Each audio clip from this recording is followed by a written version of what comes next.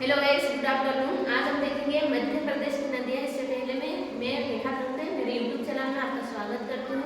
कल हम देखेंगे कल हम देखे थे मध्य प्रदेश की सामान्य जानकारी और हम देखे थे मध्य प्रदेश का भौगोलिक विस्तार क्या है। अगर वो वीडियो आप नहीं देखे हो तो देख सकते हैं। मैंने इस टाइप से बोर्ड में क्वेश्चन लिखे थे और लिख के पढ़ाया है। तो अगर आपको इस टाइप से पढ़ना अच्छा लगता है तो वीडियो देख सकते हैं। आज देखेंगे मध्य प्रदेश की नदियाँ, स्किप ना कीजिएगा। और हम देखेंगे मेप से देखेंगे नर्मदा नदी एस्चुरी का निर्माण करती है तो क्यों निर्माण करती है, डेल्टा का निर्माण क्यों नहीं करती है, और दूसरी नदियाँ डेल्टा का निर्माण किस टाइप से करती है वो भी देखेंगे। सबसे पहले हम देखेंगे मध्य प्रदेश की सबसे लंबी नदी कौन सी है, तो नर्मदा नदी है। इसके बारे में आज हम देखेंगे पूर्व से पश्चिम की ओर बहने वाली नदियाँ और दक्षिण की ओर बहने वाली नदियाँ कौन कौन सी है, इसके बारे में देखेंगे। कल आगे की क्लास में देखेंगे उत्तर की ओर बहने वाली नदियाँ कौन सी है। जैसे कि देखा जाए, ये दिशा है, ये है पूर्व, ये है पश्चिम, ये ऊपर आ जाता है उत्तर और दक्षिण दिशा। तो आज हम देखेंगे दक्षिण की ओर बहने वाली नदियाँ और पूर्व से पश्चिम की ओर बहने वाली नदियाँ कौन सी है उसके बारे में देखेंगे। पूर्व से पश्चिम की ओर बहने वाली नदियाँ है कौन कौन सी है। पूर्व से पश्चिम की ओर बहने वाली नदियाँ है नर्मदा और दूसरी है ताप्ती। दूसरी कौन सी है, ताप्ती। और दक्षिण की ओर बहने वाली नदी है वर्धा, दूसरी है बेलगंगा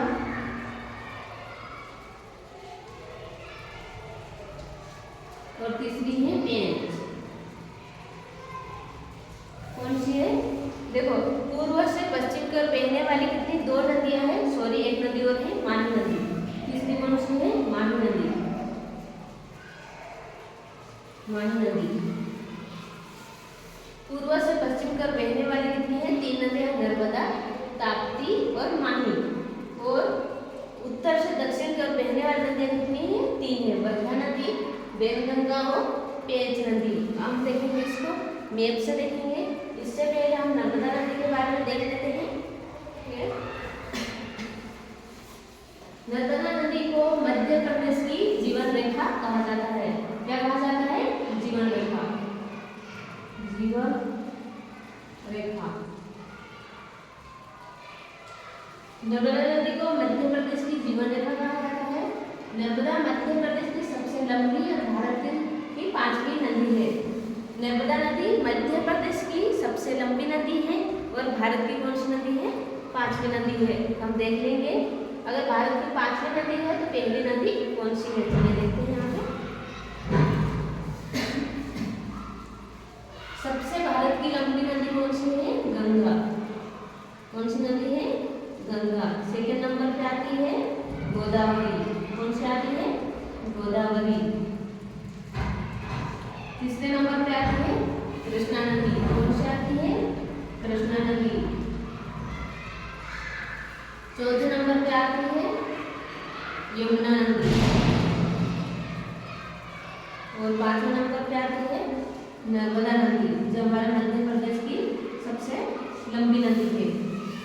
देखो लिखा है नर्मदा मध्य प्रदेश की सबसे लंबी और भारत की पांचवी नदी है। हम देखिए भारत में सबसे लंबी नदी कौन सी, गंगा है। सेकेंड नंबर पे गोदावरी, तीसरे पे कृष्णा नदी, और तब यमुना नदी, और पांचवें पे हमारी मध्य प्रदेश की जीवन रेखा यानी नर्मदा नदी है। हम फिर आगे देखेंगे मध्य प्रदेश की 5 बड़ी नदियाँ। मध्य प्रदेश की 5 बड़ी नदियाँ कौन कौन सी देख लेंगे। फिर मैं आपको मैप से बताऊंगी नर्मदा नदी कहाँ से निकलती है और कहाँ जाके मिलती है।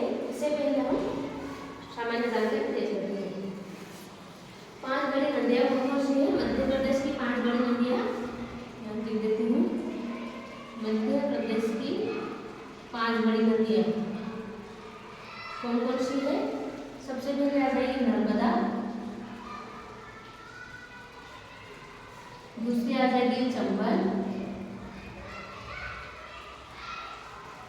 तीसरी आ जाएगी सोन, चौथी आ जाएगी ताप्ती और पांचवी आ जाएगी बेतवा।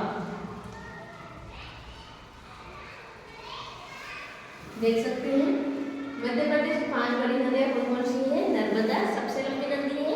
सेकेंड नंबर पे आती है चंबल, थर्ड नंबर पे आती है सोन नदी, चौथे नंबर पे ताप्ती और पांचवें नंबर पे बेतवा नदी आती है। इस टाइप से याद कर लीजिएगा क्योंकि एमपीपीएससी में कुछ क्वेश्चन पूछा जाता है कि इस टाइप से दे दिया मतलब आगे पीछे दे देंगे नंबरिंग, फिर आपको पूछा जाएगा कि आप क्रमानुसार जमाइए। प्रथम नंबर पे सेकेंड आरोही क्रम में जमाइए, इस टाइप से आ सकता है। अवरोही क्रम में जमाइए, इस टाइप से। अवरोही मतलब छोटे से बढ़ते क्रम में लिखेंगे और आरोही क्रम मतलब बढ़ते से घटते क्रम में लिखेंगे। इस टाइप से क्वेश्चन आता है पीएससी में, इसलिए इस टाइप से आपको याद होना चाहिए। फिर हम देखेंगे प्रख्यात भूगोलविद टालमी ने नर्मदा नदी को नामोदास कहा है। क्या कहा है?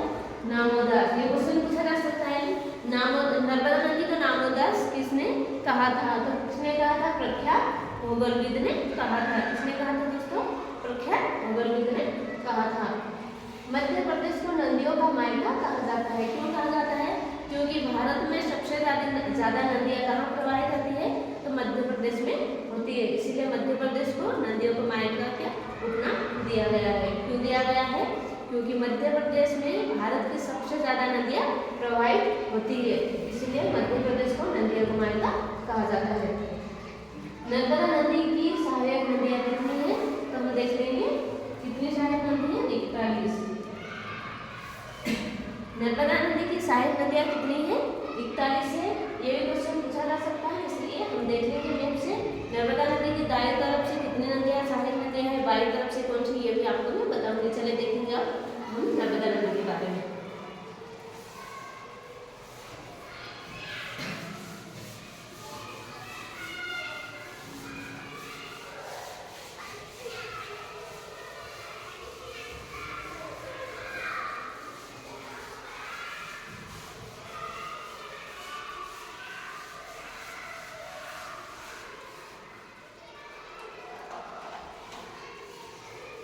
हम बना लेंगे मध्य प्रदेश का।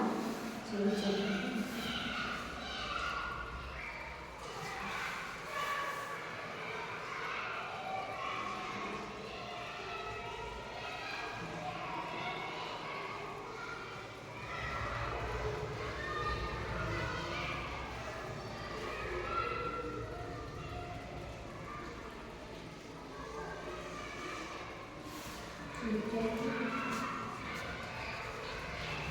ये है मध्य प्रदेश का मैप, आप देख सकते हैं। हम देखेंगे नर्मदा नदी के बारे में। किसके बारे में देखेंगे? नर्मदा नदी। दिशा है ये पूर्व, ये पूर्व दिशा है, ये पश्चिम दिशा।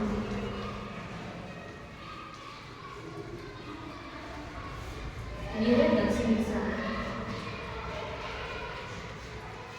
और ये है उत्तर दिशा। तो हम देखेंगे पूर्व से पश्चिम को बहने वाली नदी है। तो यहाँ पे आता था जिला है अनूपपुर। कौन सा जिला है? अनूपपुर।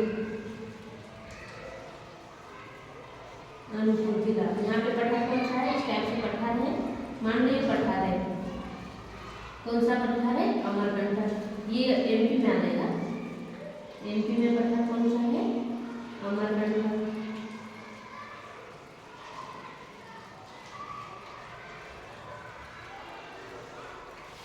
अनूपपुर जिले के अमरकंटक पहाड़ी से, कौन सी पहाड़ी? सॉरी पहाड़ी मांगी, पहाड़ी में अमरकंटक। अनूपपुर जिले के अमरकंटक पहाड़ी से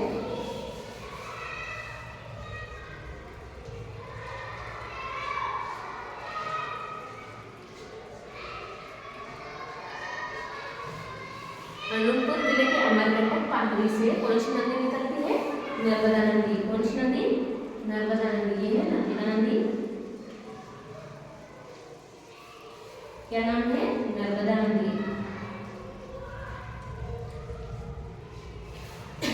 अनूपपुर जिले के अमरकंटक पहाड़ी से नर्मदा नदी निकलती है पूर्व में और बहती है पश्चिम की ओर, इस टाइप से बहती जाती है। यहाँ पे जिले बहुत सारे हैं। यहाँ पे आ जाता है जबलपुर, नरसिंहपुर, नरसिंहपुर में बता देते हैं सिर्फ जबलपुर, नरसिंहपुर, होशंगाबाद आ जाता है, महेश्वर, ओंकारेश्वर, बड़वानी ये आ जाता है यहाँ पे। और महाराष्ट्र में प्रवेश करते हैं, यहाँ पे प्रवेश करते हैं, महाराष्ट्र में प्रवेश करते हैं।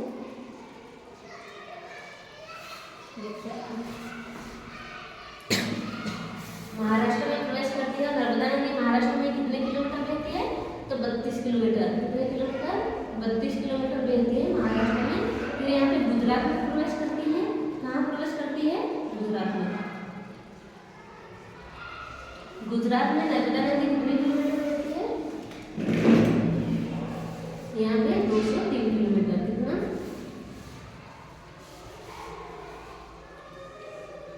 203 किलोमीटर। और नर्मदा नदी की टोटल लंबाई की बात किया जाए, नर्मदा नदी की टोटल लंबाई कितनी है? टोटल लंबाई 13-12 किलोमीटर।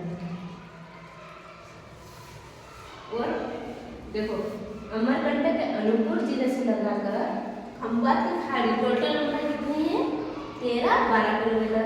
अगर बात किया जाए कि नर्मदा नदी अनूपपुर जिले से सिर्फ बड़वानी जिले तक यानी मध्य प्रदेश में नर्मदा नदी की टोटल लंबाई कितनी है? इसकी है 1077 किलोमीटर। 1077 किलोमीटर। ये सिर्फ एमपी की बात होती है। एमपी में नर्मदा नदी की टोटल लंबाई है 1077 किलोमीटर।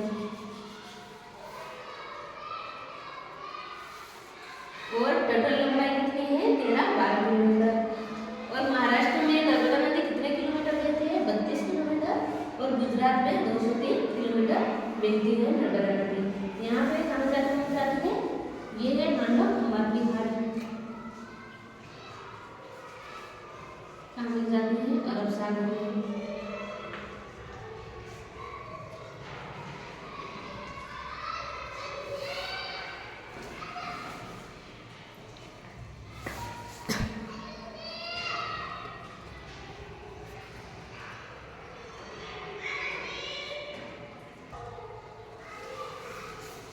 ये अरब सागर में जाके मिल जाती है।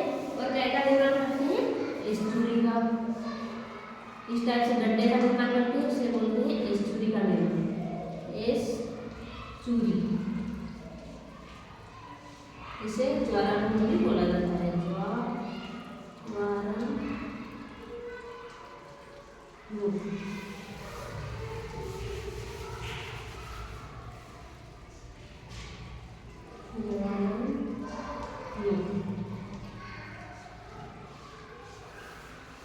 एस्चुरी का निर्माण क्यों करती है? क्योंकि यहाँ पे आ गया विंध्याचल पर्वतमाला। ये होगी विंध्याचल पर्वतमाला।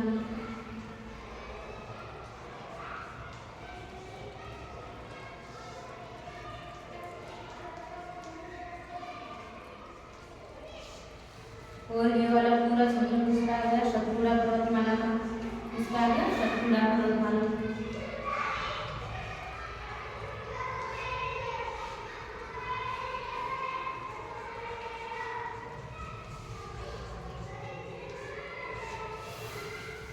देखो ये क्षेत्र आ गया विंध्याचल पर्वतमाला। ये क्षेत्र आ गया दक्षिण दिशा में सतपुड़ा पर्वतमाला। तो क्या हो जाता है दोस्तों? जैसे दोनों पर्वतों के बीच में नदी अगर बहती है तो वहाँ पे जो नदी का जो जल का बहाव है वो कैसा हो जाता है? तेज हो जाता है। कैसा हो जाता है? तेज हो जाता है। इसे जो दो पर्वतमाला के बीच में बहने वाली नदी को रिफ्ट वैली कहा जाता है। क्या कहा जाता है? रिफ्ट वैली, रिफ्ट घाटी, रिफ्ट घाटी,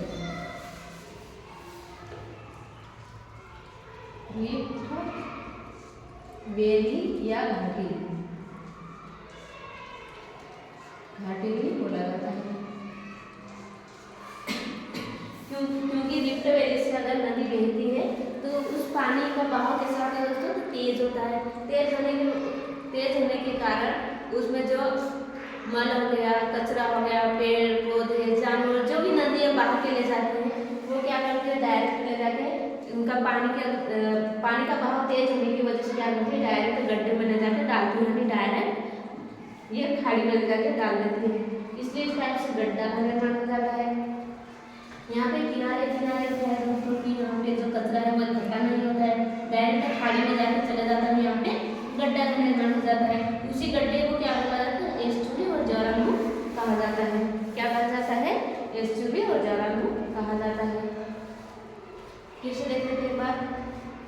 देखो नर्मदा नदी अनूपपुर जिले के अमरकंटक से निकलती है, पूर्व से पश्चिम की ओर बहते हुए जाती है, महाराष्ट्र में 32 किलोमीटर बहती है, गुजरात में 203 किलोमीटर बहती है और कहाँ पर मिल जाती है, अरब सागर में जाके मिल जाती है। और अरब सागर में जाके मिलती है, वहाँ पे किसका निर्माण करती है, तो एस्चुरी ज्वालामुखी का निर्माण करती है। और ये पूछा जा सकता है ये कौन से पर्वतमाला के बीच से होकर बहती है, तो विंध्याचल पर्वतमाला और सतपुड़ा पर्वतमाला के बीच से होकर बहती है। फिर हम देखेंगे और ये रिफ्ट वैली, रिफ्ट घाटी से होकर कौन सी नदी बहती है, तो ये नर्मदा नदी और ये ताप्ती नदी दोनों ही रिफ्ट वैली घाटी से बहती है। अब हम देखेंगे ताप्ती नदी के बारे में।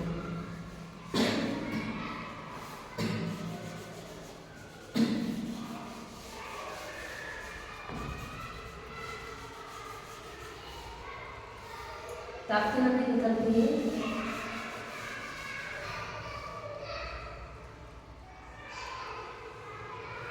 यहाँ पे आ गया बैतूल जिला, बैतूल के मुल्ताई से निकलती है। कहाँ से निकलती है, मुल्ताई से। बैतूल के मुल्ताई से कौन सी नदी निकलती है, ताप्ती नदी।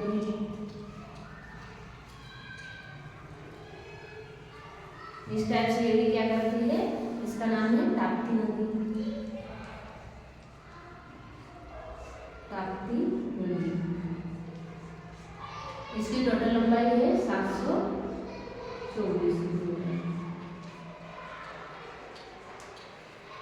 ताप्ती नदी की लंबाई कितनी है, 724 किलोमीटर है।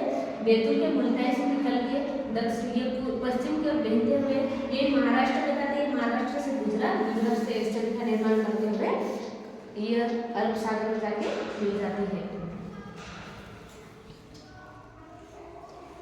कहाँ पे मिल जाती है, बैतूल के मुल्ताई से निकलते हुए पश्चिम की ओर बहते हुए महाराष्ट्र में प्रवेश करती है, महाराष्ट्र के बाद गुजरात, गुजरात के बाद अरब सागर में जाके मिल जाती है।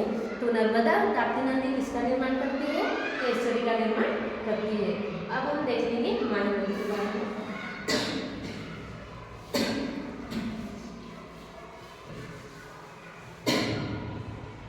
यह है विंध्याचल पर्वतमाला। ये कौन सी पर्वतमाला है, यह है विंध्याचल पर्वतमाला। विंध्याचल पर्वतमाला से निकलती है, यहाँ पे आ जाता है धार जिला, धार के आमझेरा से, धार से आमझेरा से, धार जिले के आमझेरा से निकलती है माही नदी। कौन सी नदी निकलती है, माही नदी।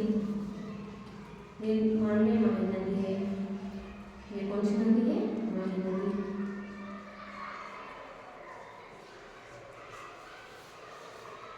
धार के आमझेरा से माही नदी निकलती है, कहाँ जाती है, राजस्थान में।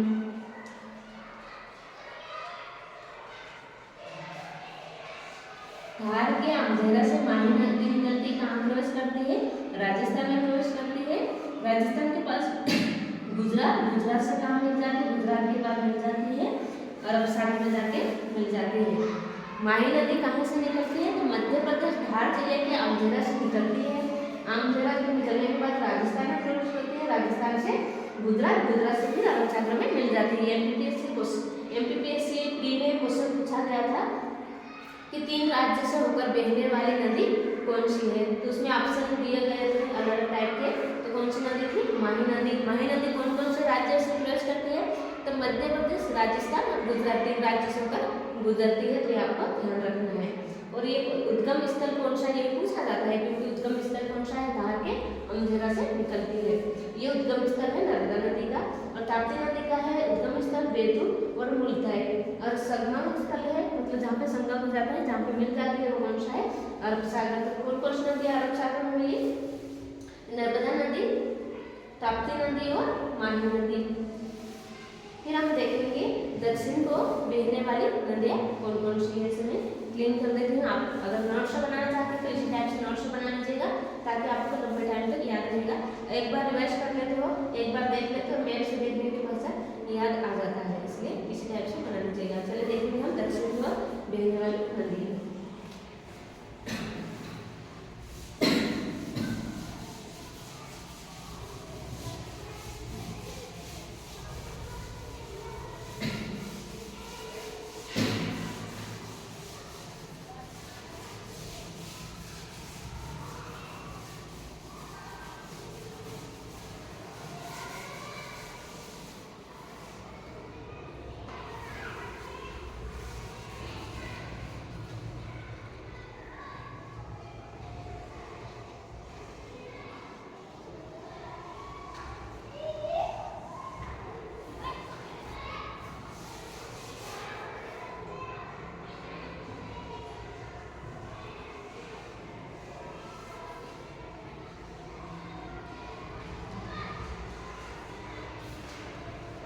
ये है मध्य प्रदेश का में, सॉरी छोटा है,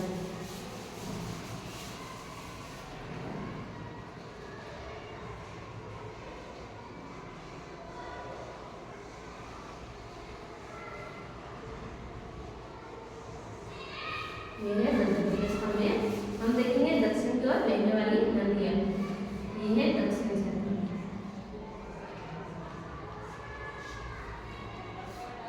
यहाँ पे आ जाता है सिवनी, और यहाँ पे आ जाता है बैतूल। कौन सा जिला? बैतूल।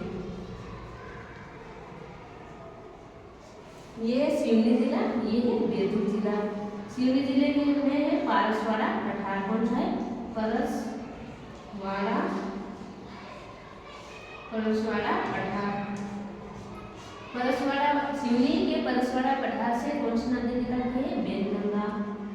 मानिए परसवाड़ा पठार यहाँ से निकलेगी वैनगंगा नदी, इसका नाम है वैनगंगा, वैनगंगा नदी। बैतूल के मुल्ताई से जो ताप्ती नदी निकली थी, बैतूल के मुल्ताई से, वहीं से उसी जगह से निकलती है वर्धा नदी। बैतूल के मुल्ताई से कौन सी नदी निकलेगी? वर्धा नदी, उसका नाम क्या है? वर्धा। बैतूल के मुल्ताई से वर्धा नदी निकलती है,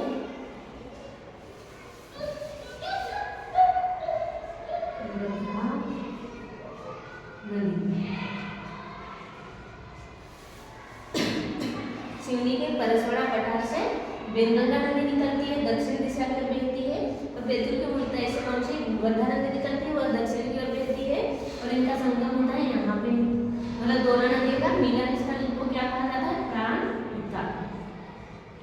प्राणहिता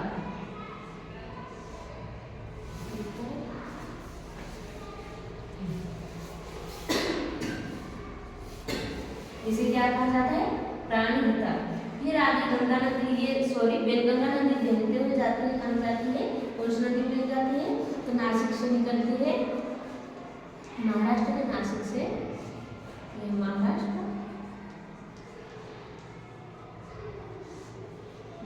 के नासिक से निकलती है गोदावरी नदी। इस नदी का नाम क्या है? गोदावरी।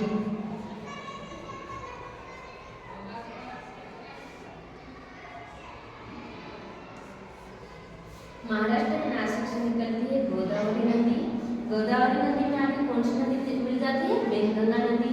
और गोदावरी नदी कहाँ जाके मिल जाती है? तो बंगाल की खाड़ी में, बंगाल की खाड़ी में।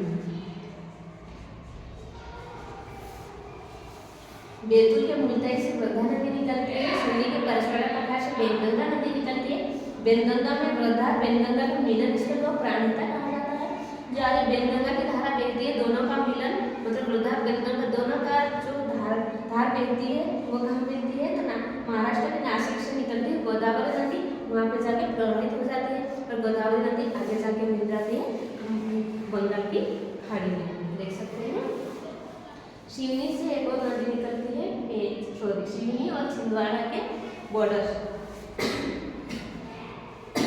मान लो यहाँ पे है छिंदवाड़ा,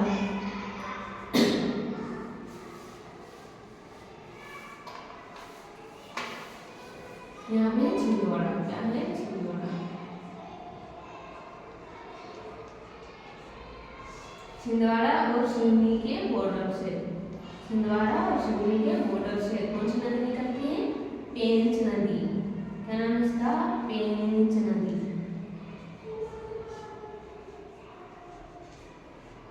पेंच नदी भी कौन सी दिशा में बहती है? तो दक्षिण दिशा में बहती है। ये क्वेश्चन पूछा जाता है, इसलिए मैंने बताया, क्योंकि दक्षिण दिशा में बहने वाली नदी कौन सी? इस टाइप से क्वेश्चन आ सकता है।